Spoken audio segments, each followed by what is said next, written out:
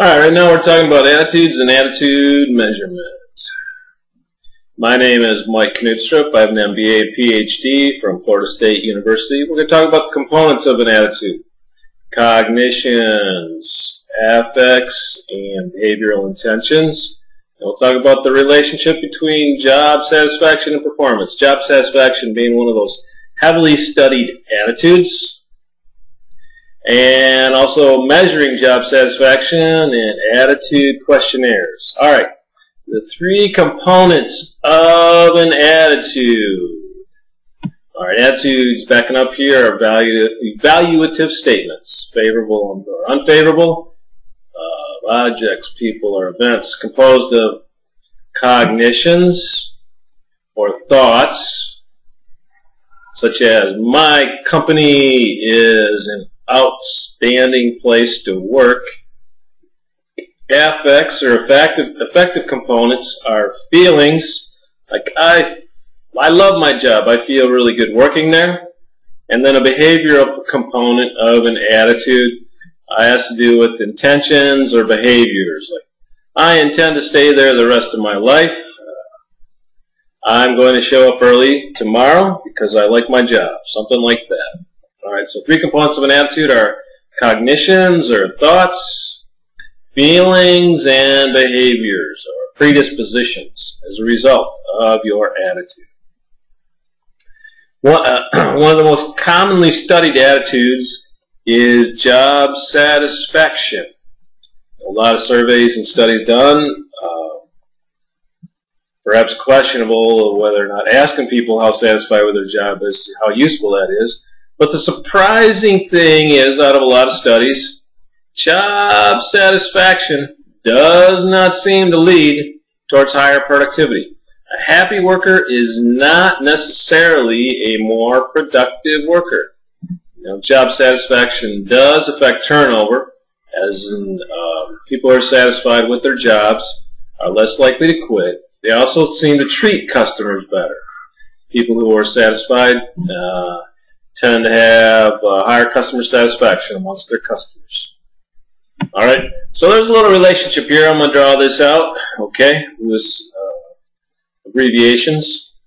Job satisfaction does seem to lead towards, have an effect on turnover or quitting.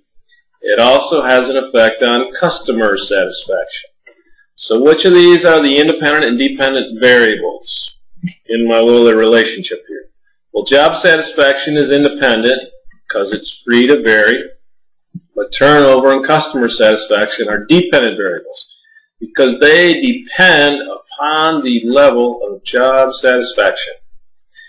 So what are the relationships here between job satisfaction and turnover and customer satisfaction? Okay, well, this relationship is negative because as job satisfaction goes up, turnover goes down. They move in opposite directions. Alright, job satisfaction goes up, turnover goes down. Job satisfaction goes down, turnover goes up. This relationship, however, is positive. As job satisfaction goes up, customer satisfaction tends to go up as well. Happy workers treat customers better. So speaking of questionnaires and asking people, let's talk a little bit more about measuring attitudes. Okay, that's one of the most common ways of finding out how satisfied people are is an attitude survey. A little bit questionable, as if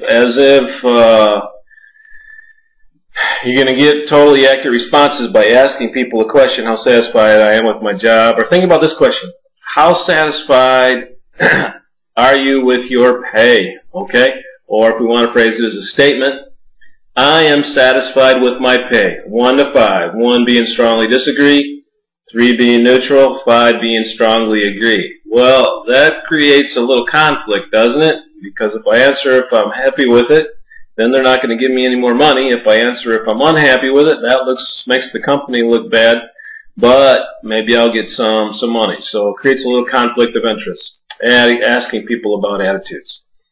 So there are other ways to ask Perhaps getting at job satisfaction, like looking at training records, maybe how people have done a training or volunteering for training.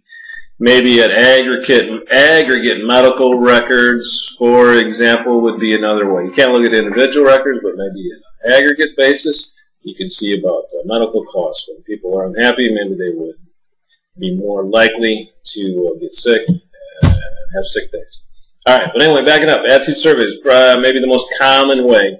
Some companies survey their workers every year about their attitudes about their jobs. And there are different types of questions we can use. There are closed-ended questions, or forced response, or forced choice. The typical one is done with the Likert scale, and the Likert scale is 1 to 5, for example. 1 being strongly disagree, 2 agree or somewhat agree, 3 neutral, 4 somewhat agree, and 5 strongly agree. All right. And what are the benefits of closed-ended? Well, what's an example of a closed-ended question? My company has fair benefits. 1 to 5, strongly agree to strongly disagree to strongly agree. All right. Or another one might be, my school has sufficient parking. 1 to 5, 1 being strongly disagree, 5 being strongly agree. So the advantages of closed-ended questions are that they're very specific. You get what you're interested in. They're also very easy to administer and tabulate. People don't mind doing closed-ended questions that much. They're quick. They're easy to tabulate and run statistics on. You know, you can do it on a scan sheet and run it through a computer.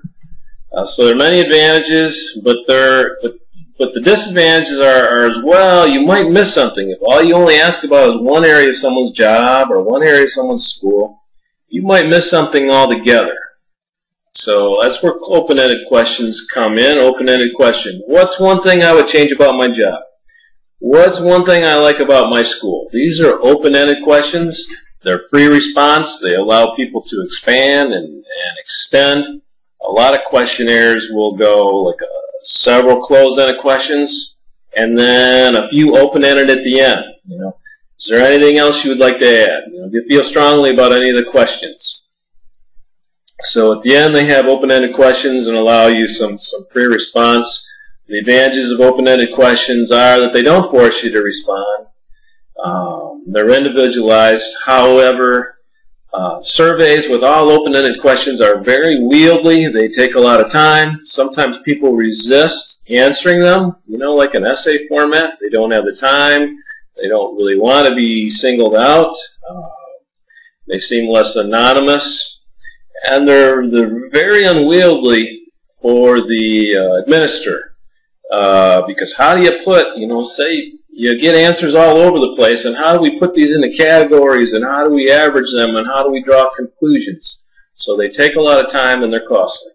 Typical survey will have, like I mentioned, several closed-ended, and then maybe a few open-ended at the end that allow you to add a greater depth or take it some area where they might have missed. So that's all I want to talk about in terms of measuring attitudes. You know, the components of an attitude were cognitions or thoughts, affects or feelings, and behaviors or predispositions towards behaving.